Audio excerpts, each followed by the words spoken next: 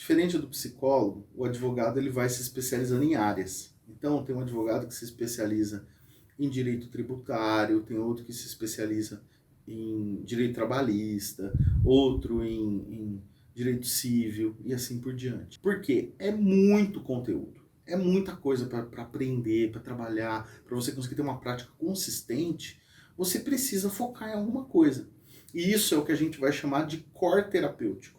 Se espelhando um pouco, né, nos advogados, o psicólogo ele também precisa, para ter uma prática clínica e conseguir viver de psicologia, ele precisa descobrir qual é o seu core terapêutico.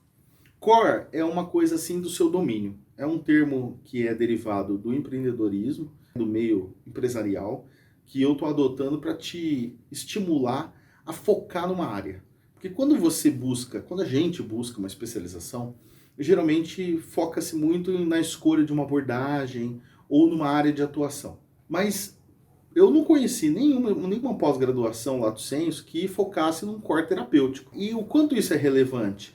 Porque, por exemplo, olha quanto é complexo, e você deve estar sabendo disso mais do que eu até, quanto é complexo você e desafiador você dar conta de um caso, de repente, de depressão, que não é depressão pura, porque hoje os diagnósticos vêm todos com comorbidade, então vem muitas hipóteses diagnósticas, né? Um paciente ele não vem clínico com uma dificuldade assim, igual estudo de caso que a gente encontra em livro, geralmente tem muita coisa que envolve ali que vai tornando o caso mais complexo, ou então aí depois você arruma um paciente que tem TDAH, aí depois você arruma um paciente que tem TAG, ou você arruma um paciente que tem dificuldade de relacionamento interpessoal ou com a família, ou você arruma um paciente que é uma criança com dificuldades de aprendizado, ou depois chega um paciente que é autista, que tem uma hipótese diagnóstica de autismo. Cara, que doideira!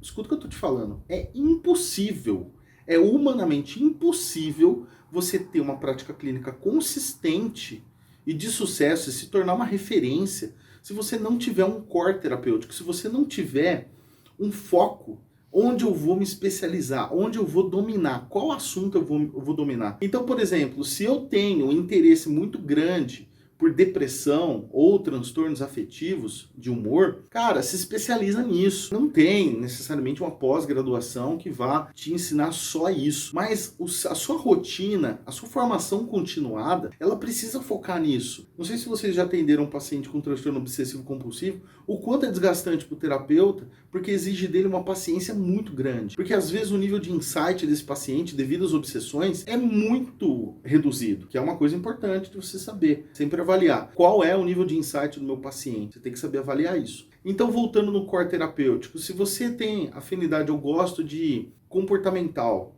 beleza.